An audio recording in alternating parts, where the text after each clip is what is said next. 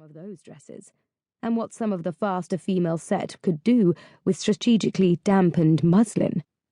Not to mention the most daring, who would use a glamour to wreath a plain underdress in what looked like gorgeous satins and crepes, sure to dissolve at the touch of a gentleman's silver watch chain or signet ring. Truthful pirouetted again, causing a shower of pins to fall from Agatha's hand.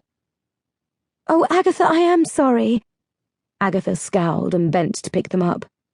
Truthful tried to bend down to help her, but the dress was really rather tight above the waist, so she said, "I think I'm just a little excited today." Muttered Agatha, who was holding several pins in her mouth.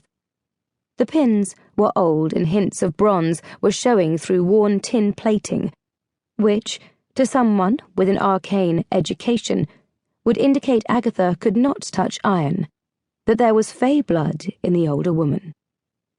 Truthful had not had such an education. She had never noticed Agatha's particular pins, or how the maid would wrap her hand in her apron to turn a key, should it prove absolutely necessary. If she had, it might not have alarmed her. Even some of the higher nobility had fey blood from the distant past, and not all the old fairy folk were by nature inimical to humans. Agatha took the pins from her mouth and said, "What's to be excited about, my lady?" "Why, Agatha," laughed Truthful, "it's my birthday, you silly goose, and Papa is going to show the Newington emerald to all my friends."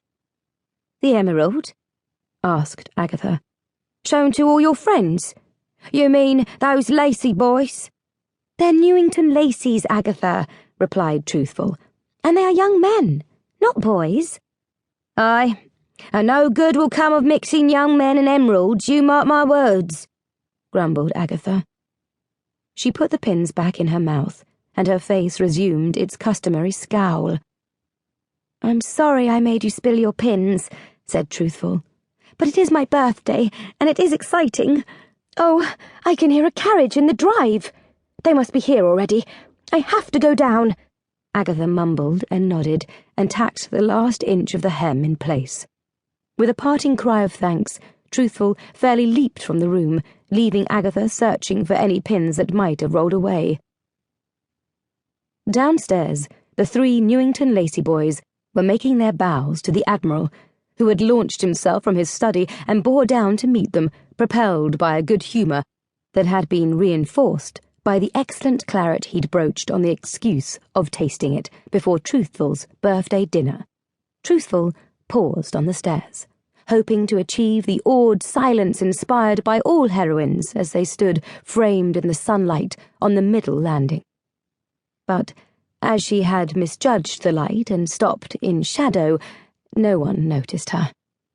Not a bit put off, she paused to look at the men in her life instead. The Admiral, as her father, came first under her gaze. Admiral the Viscount Newton had been a senior post-captain under Nelson, fighting under the great commander at Aboukir, Copenhagen, and Trafalgar. At the last battle, he had been wounded in the leg, and although he survived to continue seagoing service for a decade, rising to the rank of Rear Admiral of the Blue, it marked the beginning of the gout that sorely plagued him, and the drinking with which he exacerbated his affliction. He had been retired for several years now, and Truthful had found the distant, none-too-frequent visitor of her childhood to be a loving, if somewhat difficult, father when he finally came to harbour at the ancestral home. Truthful had never really known her mother, a renowned glamouress, and a granddaughter of the famous sorcerer Marquis of Perriworth. Venetia Newington had died when Truthful was 6. She had only fleeting memories of her mother, disconnected moments, a song sung softly in dim light over her bed, laughter and cold throwing snowballs together on the slope of Old Hill behind the house, a soft finger drawn under her eyes to wipe away tears. Looking at the red-flushed, roly-poly face of her father, she wondered how such a paragon of beauty and magic as her mother had fallen in love with a considerably older, irascible naval officer.